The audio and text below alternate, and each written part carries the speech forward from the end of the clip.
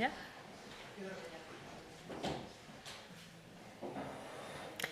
Bueno, muy buenos días a todos. Muchas gracias por su asistencia en la mañana de hoy.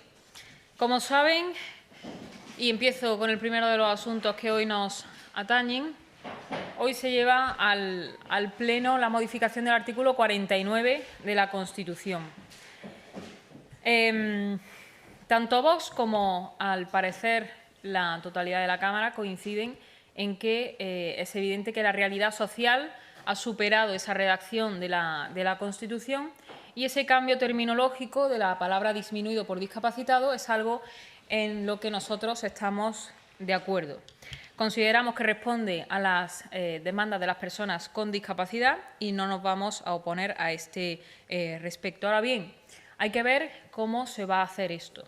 Y nosotros no podemos comulgar al 100% con esta reforma, habida cuenta de tres cuestiones, ¿no? El primero de ellos, la forma en la que se va a hacer esto. El procedimiento, es decir, aquí no se está hablando de cualquier norma, estamos hablando de una reforma de la Constitución y entendemos que la tramitación directa y la lectura única no es suficiente ni se ajusta a la entidad que exige una modificación constitucional. A nosotros nos hubiera gustado que esta modificación se hubiera llevado a cabo tras un debate más exhaustivo, sesudo, con la intervención en la correspondiente comisión de los colectivos, de las personas discapacitadas y de una forma, desde luego, más pausada y seria, si es que nos importa en algo la calidad de las normas que emanan de las Cortes. Además, creemos que el criterio de atención a las personas discapacitadas debe hacerse en función, por ejemplo, de su grado de discapacidad.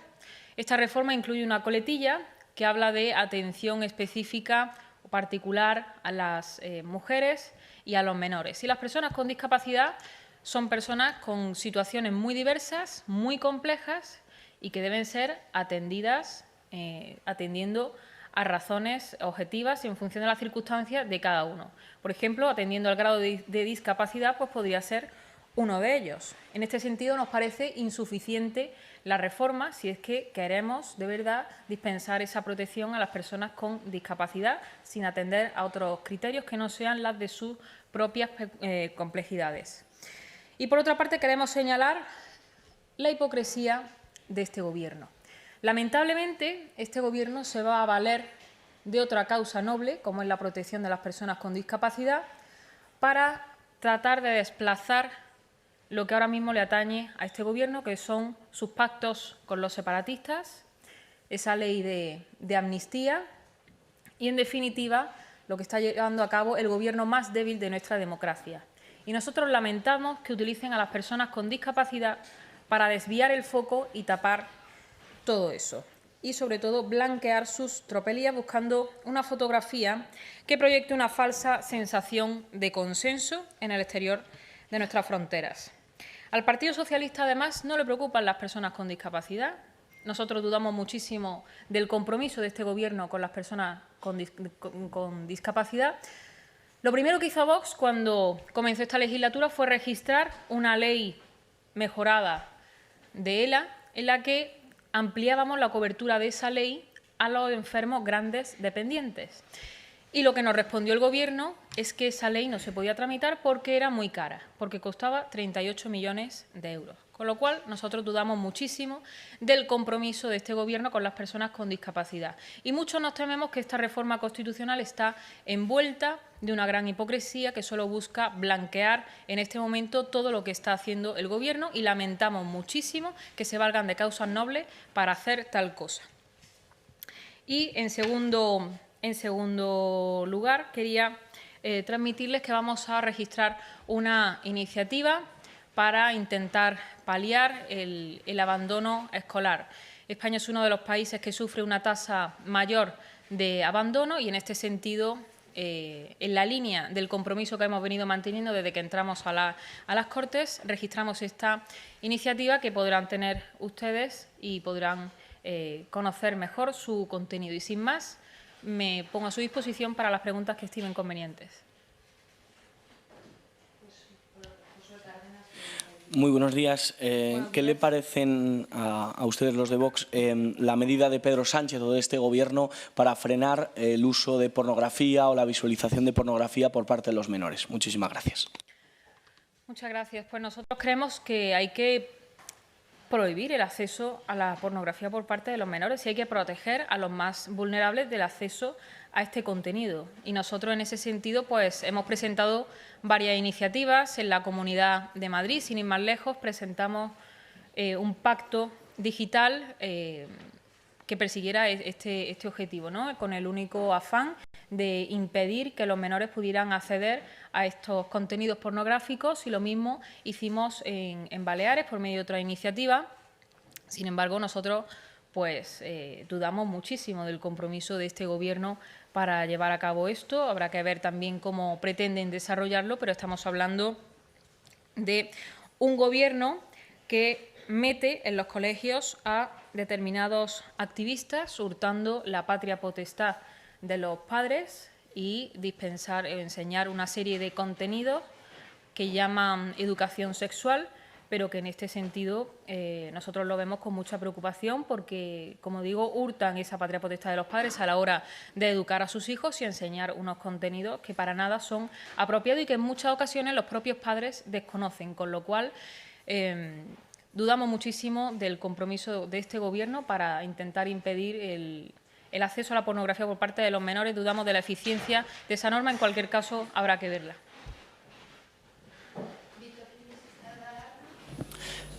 Sí, buenos días, señora Millán. Yo quería pedirle una valoración por la manifestación que se celebró el pasado sábado, en la que participaron todos los socios de este Gobierno en defensa de la liberación de los presos de ETA en Bilbao. ¿Qué le parece? Y, en segundo lugar, también pedirle otra valoración sobre la encuesta que ha sacado el CIS sobre las políticas de igualdad, que dice que un 44% de los hombres cree que han llegado demasiado lejos y que incluso ahora hasta se les discrimina a ellos. ¿Qué opinión tiene sobre esto? Muchas gracias. Gracias. Bueno, nosotros no nos fiamos muchísimo de las encuestas, menos del CIS, porque acierta menos que una escopeta de feria, pero a nosotros, en cualquier caso, no nos hace falta ninguna encuesta para saber que las normas y todas las leyes en materia de género que ha aprobado este Gobierno son objetivamente discriminatorias y que especialmente los varones sufren esa discriminación y sufren esas consecuencias. Es evidente, y nosotros celebramos que cada vez haya más españoles que se están dando cuenta de esto. Y en esa línea es en la que nosotros venimos trabajando desde el principio. No puede haber leyes en cualquier país democrático que se precie que establezca discriminaciones, y mucho menos por razón de sexo, ni puede haber leyes que victimicen a la mujer en cualquier caso por el mero hecho de serlo, ni que presenten a los varones como potenciales agresores o que salgan perjudicados por estas normas, ¿no? Como digo, no nos hace falta ninguna encuesta para saber que estas leyes son objetivamente discriminatorias. Y en cuanto a las manifestaciones pidiendo la excarcelación de los presos etarras, pues, ¿qué nos va a parecer? Es que no es propio de ningún país, y menos de España, que ha sufrido tanto pues los años de plomo de ETA y que ahora mismo tiene a sus dirigentes sentados en el Congreso de los Diputados. Son personas que tienen en su mano, por ejemplo, esclarecer más de 300 asesinatos sin resolver, y no lo resuelven porque no quieren, porque siguen en las mismas. Y nosotros consideramos inaceptable que se lleven a cabo esas manifestaciones y esas concentraciones en favor de lo que no son más que asesinos. Pero la culpa de todo esto la tiene el Gobierno, que los ampara. Sin ir más lejos, hace unos días votaban a favor de despenalizar el enaltecimiento del terrorismo. Y tenemos un Gobierno que les da cancha a los herederos políticos de ETA, ¿no? No hay que olvidar que ETA tiene un objetivo político. Antes lo defendía con armas, ahora lo defiende con sillones, y no se puede permitir en ningún lugar, en ningún país decente que se precie, que tengamos a los asesinos manifestándose en la calle con el amparo de un Gobierno cuyos únicos compañeros de viaje son los delincuentes, el brazo político de ETA, todos menos los españoles, que siguen padeciendo en el País Vasco, además, la hostilidad del nacionalismo y de muchas familias que siguen sin poder descansar tranquilas porque siguen sin esclarecer los crímenes que padecieron sus familiares.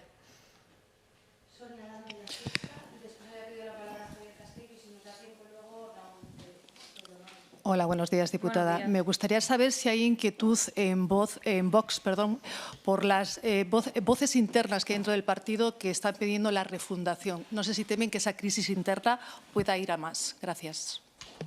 Pues que esas voces las escuchan ustedes. Nosotros, desde luego, no las oímos. A nosotros nos llama muchísimo la atención que cada vez que hay un proceso interno se aplique una doble vara de medir a Vox y se ponga un foco sobre algo que no deja de ser distinto de lo que de la vida normal del resto de partidos políticos, ¿no?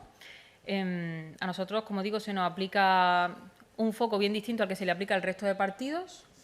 Y si lo pregunta por la Asamblea, porque me imagino por dónde viene la pregunta, esto ya lo hemos explicado muchísimas veces y de verdad que la vida es mucho más sencilla. Es que no siempre hay que buscarle tres pies al gato. Es decir, próximamente vamos a tener varias citas electorales y la Asamblea de Vox, que correspondería celebrarla en el mes de marzo, se adelanta porque la logística del partido no puede estar en trámite interno habiendo varias citas en las urnas en los próximos meses. Y de verdad que la vida es mucho más sencilla que todo eso, no todo tiene por qué tener una intencionalidad detrás y de verdad que no es distinto del devenir y de la vida normal de cualquier otro partido político, con lo cual nosotros no otorgamos ninguna credibilidad a esas elucubraciones que se están dedicando a publicar los medios de comunicación y nada más. Portavoz, no me ha quedado claro el voto del jueves. He entendido que al principio apoyaba, pero luego he visto tal cantidad de matizaciones que no tengo claro cuál va a ser el voto. Va a haber unanimidad en el voto de esta reforma de la Constitución y luego usted planteaba algunos reparos sobre falta de debate, etcétera. Cuando hablas con CERMI, cuando hablas con los responsables de la ONCE y de CERMI, lo que te dicen es que basta ya de debates, que llevan 20 años esperando esta dignificación de su situación y que no hace falta más debates, que lo que hace falta es aprobar esto de una vez. Entonces, yo no sé si han hablado ustedes, por ejemplo, con el sector, con las asociaciones de afectados. Y el voto, por favor. Sí, la semana pasada. Por eso digo que también sé lo que dice CERMI, porque nos reunimos con ellos justamente la semana pasada. Nuestro voto será abstención. Ya lo hemos anunciado, por cierto. Porque, como digo, nosotros entendemos que esto es una demanda, como usted bien dice, de las personas con discapacidad.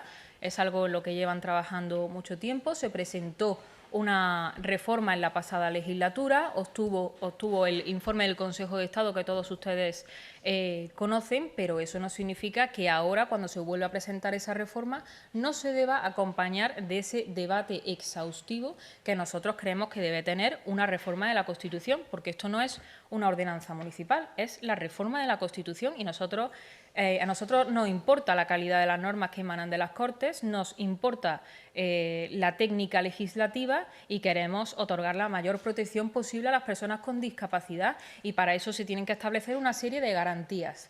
Nosotros pensamos que la tramitación directa y lectura única no es una garantía, porque tramitar en 2 días una reforma de la Constitución a nosotros nos parece cuanto menos banalizar el debate. Nosotros nos hemos reunido con ellos y nosotros comulgamos en esa reforma, en ese cambio terminológico de la palabra disminuido a discapacitado. Ahora bien, vamos a ver cómo se hace. En primer lugar, eso que le estoy comentando, el trámite. Y en segundo lugar, esa coletilla. Nosotros pensamos que las personas con discapacidad presentan situaciones muy complejas, muy distintas. Cada persona es un mundo y esto se debería de hacer de otra manera, por lo menos atendiendo al grado de discapacidad. Y luego el momento. Es que el Partido Socialista, como digo, se vale de causas nobles para tapar todo lo que está haciendo y blanquear su actuación. Y nosotros mucho nos tememos que esta vez no va a ser diferente y que van a utilizar, lamentablemente, esto para blanquear todo lo que están haciendo. Con lo cual, nosotros no vamos a rechazar esa petición de las personas con discapacidad, comulgamos en ese cambio terminológico, pero en todo lo demás no podemos aceptarlo. Hola, portavoz, muy rápido. Preguntarle, si no me equivoco, creo que ayer apuntaron a la posibilidad de llevar a los tribunales la cesión de las competencias en inmigración que han pactado el Gobierno y Junts. No sé si ha habido algún avance al respecto, más sabiendo también que el Gobierno ha rebajado ese pacto. Y luego preguntarle por la ley de amnistía, que sigue adelante en el Congreso, bueno, cómo lo van viendo. Perdón, la última parte. La ley de amnistía continúa adelante, hoy termina el plazo de enmiendas. Bueno, por saber un poco cómo siguen viendo la ley después de que no saliesen adelante sus enmiendas a la totalidad. Bueno, pues esa ley sigue adelante, un poco una valoración. Pues mire, tanto la amnistía como la cesión de las competencias en inmigración, que todavía, como siempre, este Gobierno no ha explicado lo que hay sobre el papel, el Gobierno más transparente de la historia, se dicen, ¿no?, a ellos mismos, pues no son más que cesiones a los separatistas y estamos ante un Gobierno sumamente débil, que va a luchar cada semana por sobrevivir. En el caso de la cesión de las competencias en materia de inmigración, que, como digo, todavía no conocemos los términos porque este Gobierno todavía no lo ha explicado, pues señalar varias cosas, ¿no? En Cataluña hay un problema muy serio de inmigración ilegal. Hay barrios islamizados, barrios enteros, y eso es culpa de los que están gobernando allí, que son los separatistas. Ahora bien, el Gobierno no dice ceder las competencias en inmigración porque este Gobierno se haya sentado y haya evaluado la situación real, nefasta, por cierto, que hay en Cataluña con la inmigración ilegal. La ceden porque es otra imposición más de los separatistas. Y Sánchez, como se ha convertido en el cajero automático de los separatistas, pues lo cede.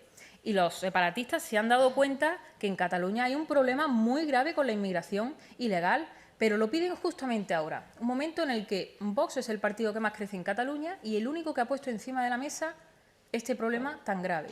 Con lo cual, esto no responde más que a ver quién puede sacar más rédito político de esto.